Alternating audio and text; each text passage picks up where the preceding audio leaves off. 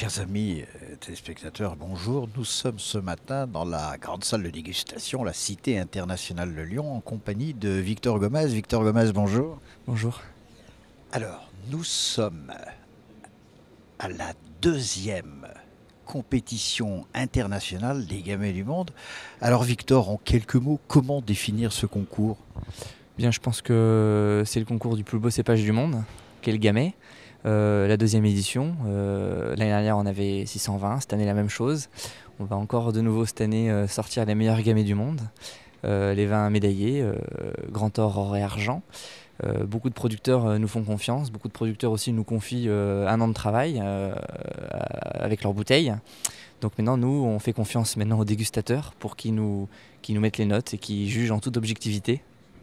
Alors, on le sait, dans le monde, il y a à peu près 36-37 000 hectares de gamets qui sont plantés.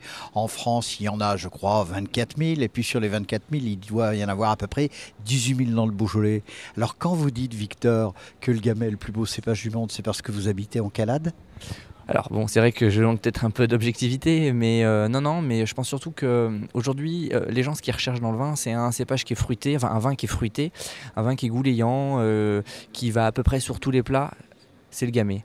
Le gamay, il correspond tout à fait à ses attentes et les gens ne connaissent pas forcément le gamay. Ils connaissent le Syrah, ils connaissent le Merlot parce que dans le monde entier, c'est fait partie des cépages qui sont les plus plantés, mais ils connaissent pas le gamay. Donc nous, justement, on va essayer de travailler là-dessus et travailler sur le fait que voilà, n'hésitez pas à consommer du gamay avec modération et n'hésitez pas surtout à vous renseigner sur les exploitations qui existent dans le monde, sur les surfaces viticoles où on plante du gamay. Je pense à la Suisse. Mais je pense aussi... Très présente ce matin, la Suisse. Exactement. Alors, il faut savoir que l'année dernière, la Suisse était président d'honneur. Donc, cette année, en plus d'être président d'honneur l'année dernière, cette année, du coup, on a eu beaucoup de vins de Suisse, de la région du Valais et du canton de Vaud. Qui vous aide à organiser ce concours? Enfin, je voulais dire, quels sont les grands partenaires? Je crois qu'il y a nos amis de l'interprofession du Beaujolais.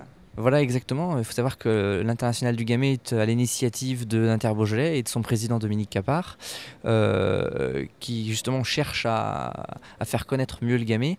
On a aussi comme partenaire l'association des sommeliers de Lyon. On a Présidé par Fabrice Sommier, chef du pôle œnologique du groupe Georges Blanc. Tout à fait. On a aussi les toques blanches lyonnaises.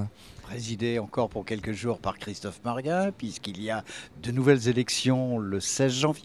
Voilà, et puis après, donc on a l'UDC de Bel-Air qui nous aide avec les étudiants, qui nous aide sur place. On a aussi un bouchonnier qui s'appelle Microcell qui nous donne un coup de main pour les bouteilles. Voilà, donc c'est un événement. C'est un bouchon de Lyon? C'est beau jeu de mots. Non, c'est un bouchonnier pour les bouchons pour les bouteilles. Voilà, donc on a des beaux partenaires qui nous donnent un coup de main et nous, Société Harmonia, qui nous occupons uniquement de l'organisation, puisqu'on est habitué, on a d'autres concours comme le concours international des vins à Lyon qui se déroule fin mars, au même endroit, avec tous les vins du monde. On organise aussi un vin presque parfait au Palais Brognard à Paris avec la chaîne de télévision M6. Et puis le guide internet des vins sur internet, 1001 dégustations, qui est maintenant bien connu. L'avenir de ce concours qui en est à sa seconde édition? Eh bien, je pense qu'on est bien parti. Je pense que surtout, on reçoit des emails, c'est ça qui est encourageant, de consommateurs qui attendent des résultats pour savoir quels vins seront les meilleurs. Je pense qu'il y a un bel avenir et puis un bel avenir pour le gamay aussi. Question subsidiaire, est-ce que ce concours demeurera à Lyon pour son organisation ou alors, puisque le gamay est un cépage international, se baladera-t-il à travers la planète? Non, ça c'est vrai que c'est une question sur laquelle on travaille, de l'exporter, le concours. Pour l'instant, on reste sur Lyon pour des soucis de logistique et puis pour asseoir un peu la réputation du concours. Et peut-être qu'un jour, j'espère, on fera en Suisse par exemple. Alors, chin chin et vive les petits Suisses!